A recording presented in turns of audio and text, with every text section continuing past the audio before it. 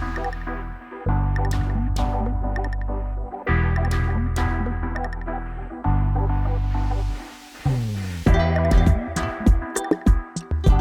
everyone, we've got Scott McDonald back with me and David as Celtic close in on another title. It could all be over in 7 days' time, guys. Next Wednesday at Tynecastle, of all places, Scotty. Yes, I know. Good memories there, haven't we? Let's hope so, Hamish. Let's hope they can get it done. First time of asking. Maybe it might happen this weekend. You never know. Well, I think if we win this weekend, we'll be celebrating it on Saturday, and then hopefully, I would like Celtic to win it rather than the Rangers dropping points. But I know you two, knowing the way you are, probably won't care at all. You just want Celtic to win it. David, I was thinking it's interesting that it would be at Tannadice potentially when we could win it, given that that's where we lost the league a year ago. Yeah, quite poetic if you want to put it that way, and the fact we've got Hearts this weekend, team that beat us in the first game of the season. You know, it could be a nice 360 for the manager to effectively win the league against them. So, yeah, but listen, just getting over the line's the main thing. I thought we took a big step on Sunday, even if there was a small element of frustration to it. So, looking forward to the week ahead. You two famously kind of keep me grounded. I'm the ambitious one. You two, I don't want to call you pessimistic, but is there any lingering doubts for either of you now about what way the league title's going to go? No, not for me. I think Celtic still unbeaten. How many games now is it? You tell me, Hamish, in the league itself? 28. Yeah, so it's got to be over. It has to be. I mean, if anything happened at this point, oh my God, could you imagine? Could you imagine the reaction? I can't see it. As you say, so many games unbeaten. I think we need to lose. Well, we need to lose 2 and probably draw the other one, don't we? If you're looking at it realistically, so come on. Yeah, I mean, I think it's 29 games we're actually unbeaten because it was a 6th game, wasn't it? It was Livingston losses, and we've not lost since then, Scott. Look, I think obviously you touched on it there, just or the element of frustration with David that said that. I think just the result was underwhelming in terms of how it finished. I think the game itself on the weekend there, and obviously, you know, losing out in the cup semi-final as well, and then not, you know, sort of returning the favour to Rangers as it was, you know, on the weekend. People are frustrated, but look, you know, I think you probably talked about it on the channel already in terms of, in hindsight, they had to come and beat us, you know, and they didn't. They failed to do that. So, you know, job done in a sense. Yes, we would like to have killed it off, but, you know, it's all in Celtic's hands, and, you know, who would you rather be right now? I think for Celtic now, it's almost there. It's within touching distance. You know, they win on Saturday, then it's job done. It's job done because the goal difference is just far too superior. And it would take one hell of an upset for, you know, the 2 games to come thereafter that to give it away. It's just not going to happen. So, do you think the draw would have annoyed the Celtic players, Scott? How would you have felt as a player ending that one as a draw? Nah, don't think the Celtic players think anything like that. I think just stepping closer to it, you know, and I think Ange would have been so positive after the game on that, because you don't want any negativity coming into your changing room, into your club, you know, just because you drew a game. You know, still 6 points clear with 3 games to go. So the last thing you're going to do is start, oh, should have done this, should have done that, it didn't work. You touched on it well there in terms of like next year. You know, so I know I'm saying tactic that, but we just don't know what the recruitment's going to be like. We don't know what the level of player. Celtic's war chest is going to be a lot bigger. Mr. Lawlor's back in the building, just a different one this time. So we'll wait and see. Obviously, comes from a decent pedigree, being you know, part of the City group for so long. So hopefully he can help Ange now recruit correctly. Mind you, in saying that, I don't think Ange has done too bad up until now with the recruitment that he's had this year. You look at that as a positive then, Scott, the fact that we've got Mark Lawlor in, it's someone who Ange clearly trusts, someone he's worked with in the past, and it just kind of further, I suppose, enhances this backroom team that Ange is building. Yeah, well, I think you touched the most important thing is that he's worked with him before. So it's not a ringer. You know, it's not just one that's come in and gone, it's people. You know, he's actually worked with him before so they know each other and they know how to work, and there's a relationship there. So I think that's vastly important. I still hope, and I believe it will, that Ange will still have final say in all the signings and in terms of where he wants to go and what type of players he wants. I think Law will be there to facilitate that and make sure that the type of player that they're looking for is seen to Ange, and it's this one, and this one that are available, and then going around doing the rounds and helping negotiate to get these players on board. I think that's the most important part. That will allow Ange to free up some more time to be able to do the things he actually wants to do. Yeah, it doesn't strike me as the kind of guy Andrew would have signed off on this if he wasn't having the final say, so I really don't think that's anything to worry about at all. David, would you like to hear from Mark Lawlor when he comes to the club? Could Celtic use this as an opportunity to be quite transparent about how they're going to do their business and the kind of improvements we might see from not this season but from years prior? Yeah, I think it would be a good idea. Let him get his feet in the building first. No, we'll just doorstep him. Before he even gets in. Well, I know what he's got planned for the next 5 years. But, they did the same with Nick Hammond and Lee Congerton before him, I'm sure. I think they did interviews as well when they arrived and spoke about what they're all about. I certainly remember a Congerton one. So, yeah, but I don't think it'd be going far off club policy anyway if we did hear from him. It does look a promising appointment. I think a lot of fans have been eased by the fact that the manager has worked with them before, so as we've mentioned. But until he starts working in the summer, we won't know too much about what they've got planned. So it'll be interesting to see if it opens the door to more City Group prospects at some of their other clubs. But again, that's maybe just an easy link to make. We'll see what happens. Yeah, it's a good place we're in at the moment, Scott, because I think we're all really happy where Ange is taking Celtic to. We're 4 or even 3 points away from winning the league. But I sense there's still a lot of improvement in this Celtic team, and I sense that Ange is going to try and drive that home, next season and beyond. And obviously the Champions League as well is going to act as a major catalyst for that. Yeah, absolutely. I still think there's improvements to be had within the playing group itself, in terms of the personnel. I don't think he'll be, just resting on his laurels come, the end of the season. If we want to improve that squad now, if that means that players that have done well this year go by the by, then so be it, because he's trying to progress it and make it better. And I think that Ange, for me, will do that. He's ruthless in that sense. If he believes it's going to make Celtic as a club and as a team better, then he'll move ones on, regardless if they've done that well this season or not. It might surprise a few fans or a few pundits, but I think that's just the way Ange works. And the thing is, you won't even know it's coming. That's the thing with Ange, because he doesn't give nothing away. So, be interesting times, but really positive ones, Hamish, like you said there, because you're going in a position where this is the first time, and correct me if I'm wrong, probably since I was at a football club where you automatically qualified for the Champions League.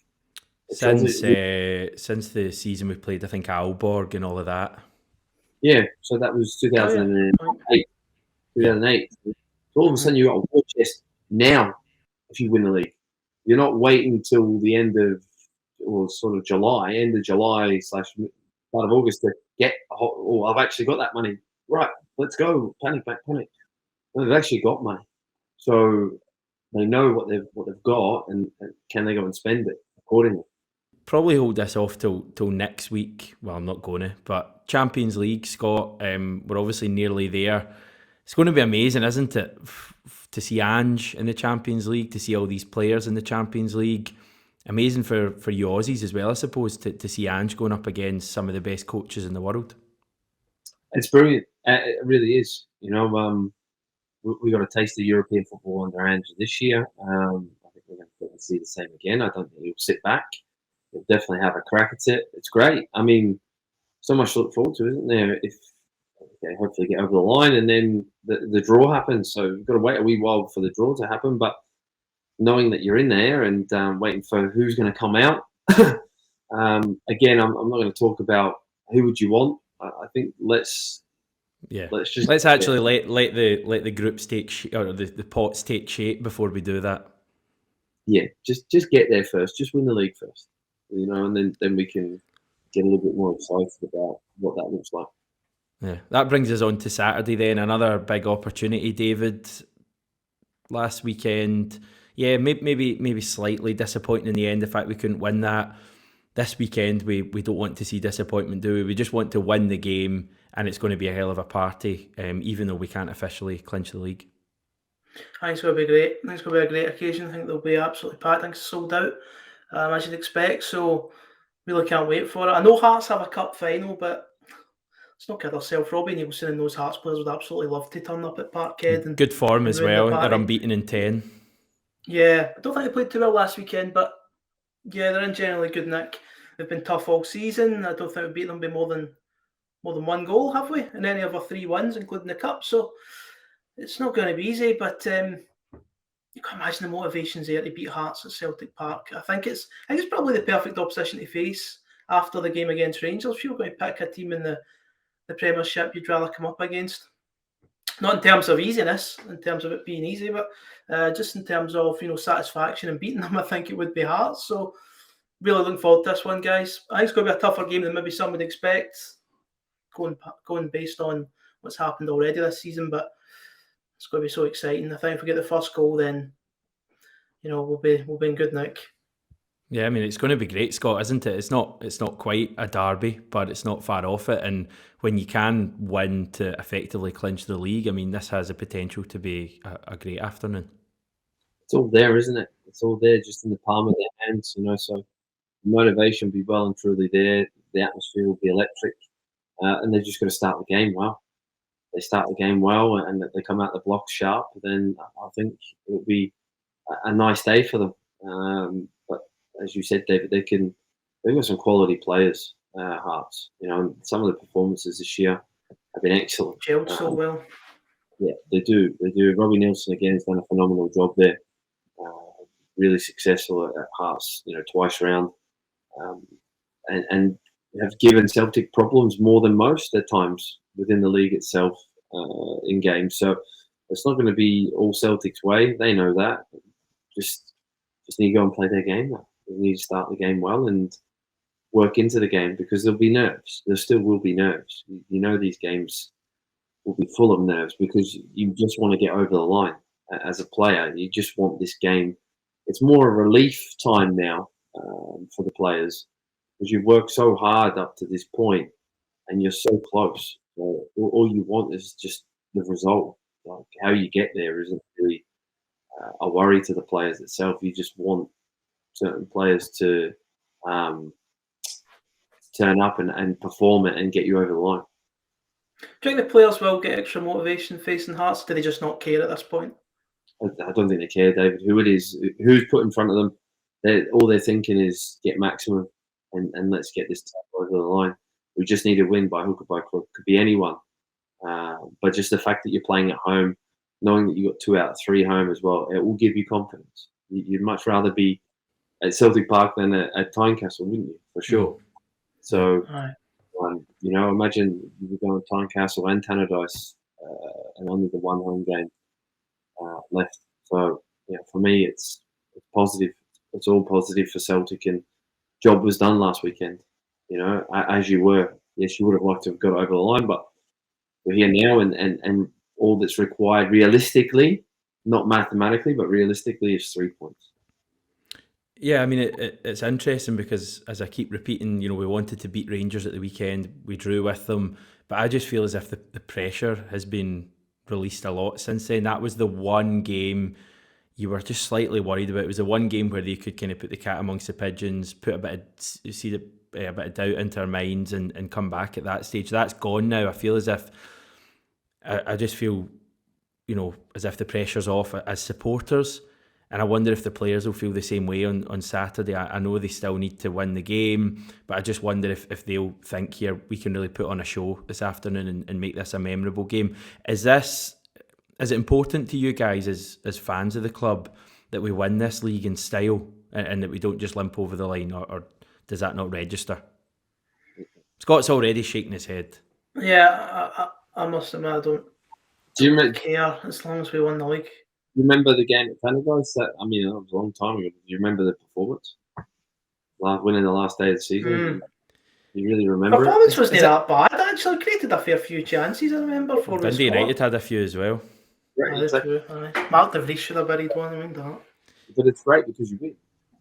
That's all that But matters. is this not slightly different, given that we're not miles ahead, but we're not going to the wire here? We're going to win this. Would you not? I mean, I know you both love to win it, and still, it matters to me. I really want to see us. I'd love to see us win 5-0 the next couple of games. Yeah, let's not turn around and say we don't want Celtic to Right, win certain I'm games, not saying that, but it does. It matters a lot to me how we do it. I don't want, put it this way, I don't want to like beat Hearts 2-1 on Saturday and then draw with Dundee United to win it. I can't even be bothered with drawing to win it. I want to do it in style. You're not going to care. You couldn't celebrate down the pub. Come on. Well, yeah, that's a given. I think the fact the manager is always going on about the never stop narrative. I think maybe romanticising it a little bit and linking it to that, because this Celtic team doesn't stop. We don't want to ever see them stop. But if we beat Hearts and we draw with Dundee United, my God, we won't be having any less of a celebration for it. You've got Motherwell on the final day. It's hoping it doesn't go to the final day. Let's put it that way. But we're in a good way now, and I think we're going to be absolutely fine between now and the last few games. I can't see us dropping it from here. And if we do it in a more stumbling manner, as you'd maybe put it, still doesn't matter because you've done all the hard work. You've earned the right to stumble about almost because of the results you've gotten earlier in the season. Of course, the manager will be thinking about that, but it's just the nature of things. If I had said to you, Hamish, that all you need is a draw at Tannadice with a game to spare in the league at the start of the season, what would you have said to me? I'd have told you to shut up because it would never be possible. So I take your point completely. Yeah, I'd be delighted with it, but I know you two both do as well, but I just really want to see Celtic battering Hearts, battering Dundee United, and winning this league in style, because I just think the celebrations will be even better if we do it that way. And I just want this season to be remembered as an amazing season, and I know it will be, even if we like lose our last 3 games and still find a way to win the league. We'll still only care that we won the league, but I just want it to be done. I don't want any more anticlimaxes like we maybe had there and maybe at the semi-final against Rangers. I just want it to be amazing. Any changes would you make to the team on Saturday? A few people chatting about Hatate. A lot of people saying he's tired. He clearly is, and he said that himself. Even early in games, he seems to be just kind of giving the ball away quite loosely. I'd maybe be tempted to try Rogic and O'Reilly together on Saturday. Well, it's a big call. Big call playing two more attack-minded players there, Hamish. Turnbull? I'm not sure. Yeah, maybe David would be a better option, but I think they'll just go to the well again. I think Hatate will go again. I can't see him pulling him out there now. Remember, he scored that cracking goal at Tynecastle as well against them. So, yeah, I just think he'll go with him. I would probably start with Giakoumakis, though. More physical up top. I was pretty surprised that he didn't start against Rangers at home. I really was. Bearing in mind the 2 positive results Celtic have had, he's been the number 9. So, for me, I'd like to see him lead the line. And probably Kyogo comes on and makes the impact rather than starting the game. And then in the wider areas, it's always a tough choice, but Maeda always gets the nod, it looks like, for Mange. And then it's just, Jota scored on against Rangers, so he'll start as well. So I really can't see him changing anything, Hamish. I think it will just be as you were and go again from the start. Maybe Rogic, maybe that's the only one that might come in for O'Reilly. But that's possibly the only one that I can see really happening.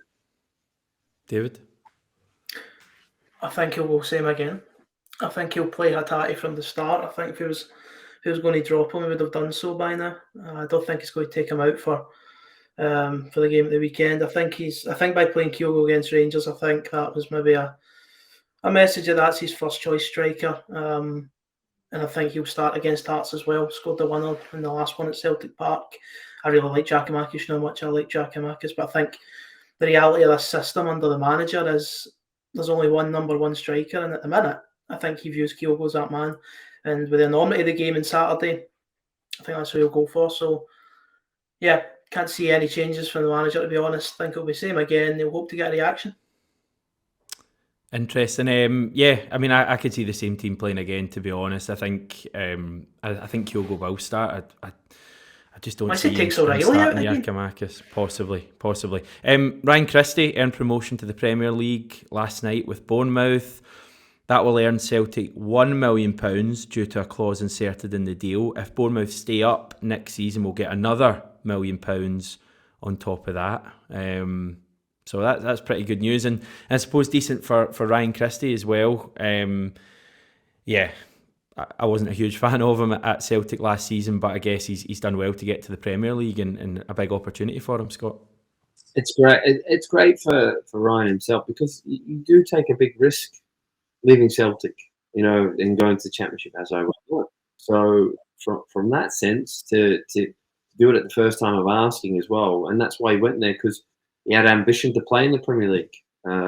So he's gone down there, and it's worked out for him. And good luck to him. And look, from a Scotland perspective, hopefully he does really well, and kicks on and can get into the squad and do well for them. And it's great for Celtic as well. Another £1 million, in the sense of he was only had minimal left on his deal. They got the transfer fee plus another £1 million, and then if they stay up, it's a good bit of business.